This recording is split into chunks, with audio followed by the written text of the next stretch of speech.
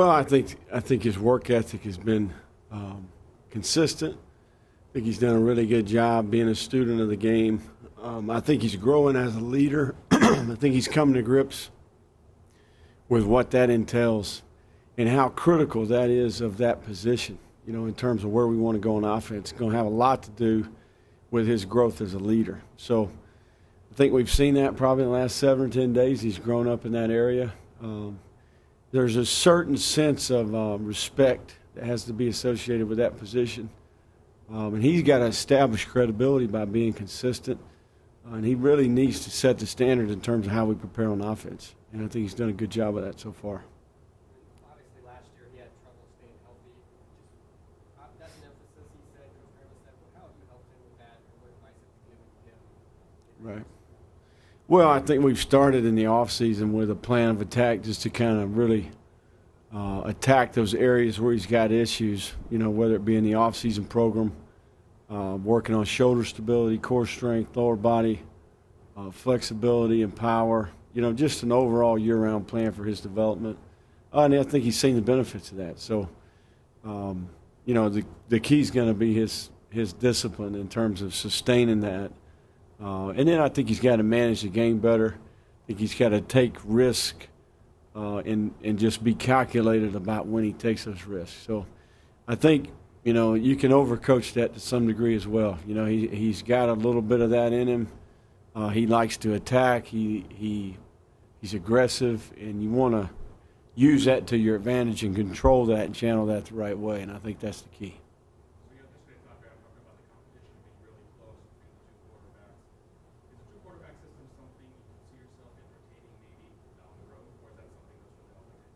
Well, it's not off the table, because I think we've got two really good players. I think we got two young men that can play winning football, and I think they both have a good comprehension of what we're trying to do. They both have their strengths and their weaknesses, but at the same time, Manny's got more experience. But Blake's got a lot of upside, and he's got great arm talent, and I think he's growing in terms of his understanding. But it's not off the table. A lot of that's going to have to do with the competition that we're experiencing every day. And they know that. The communication's been good in terms of that. So we're evaluating not only the quarterback position, we're evaluating every player at every position on our offense to see who can be consistent in their approach. And the big message with our players on offense right now is consistency and performance.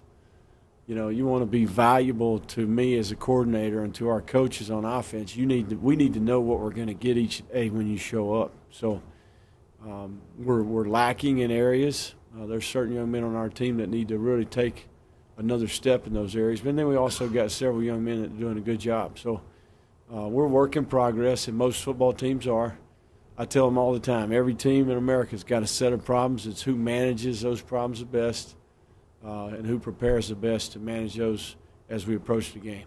From a character standpoint, Manny really gels and connects with his players. How do you see his relationship on the field, especially helping guys who really need that extra push or step? Well, I think that's one of the areas he's really growing in. I think that's one of the areas that we're really trying to work on. I think even within a practice or a meeting or time off the field, there's a way that you go about doing that, and I think that he is a young man who can gel and mesh with lots of different types of people, and I think that's one of his strengths. So he's a work in progress in those areas. I think he knows that's an area where he can make improvement. He also knows it can be a huge advantage for him, So he's doing a good job in those areas, and we're going to continue to work on those. And that will never be an unfinished product. I think the quarterback position and any player, it's a developmental game in a lot of areas, not just your physical skill set, but the intangible part. It never ends. It's an ongoing battle. So,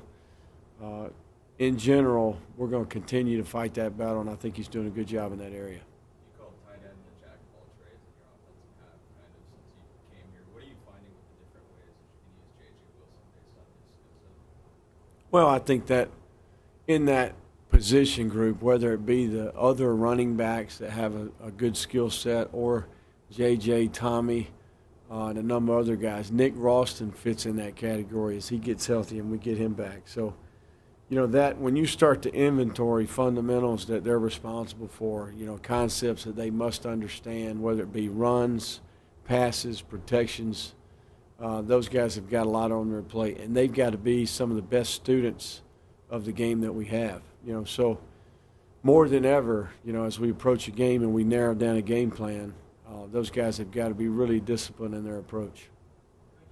What's his status going to be like if we go for the opener? Well, he did work today. You know, I think today was the first day in a while that he actually got some quality work. So he's getting closer and closer to being 100%. Is he 100% ready yet? Right now, no, but he's able to get out there and get some reps and get a good comprehension of what we're trying to do. Coach, how many receivers do you plan on building for the opener? Have you guys discussed that yet? I think we're still making decisions in that regard. I know for sure that we've got 5 guys that we feel good about. Whether or not there's a 6th or 7th guy, I think that's a work in progress. But I do think we've got some talent there. The key is going to be, you know, as we go forward, can they clean up their game, more attention to detail, more self-discipline. At that position, there's a great amount of attention to detail and self-discipline required to take care of your body, to have a good understanding as the concepts change week in and week out. So it's not only what we're doing, it's what the other team is doing, you know, and how we fit those two together. So we got a good group there. Their attitude has been good. We were much better today. I thought we were a little bit lethargic yesterday, but today was a really good football practice. Going back to Carlson, I know that his absence has given Benjamin and Traylon Smith more looks. I know that Benjamin is all about a lot, not the red shirt, but Traylon Smith is one of those guys that gives you a good problem to look at.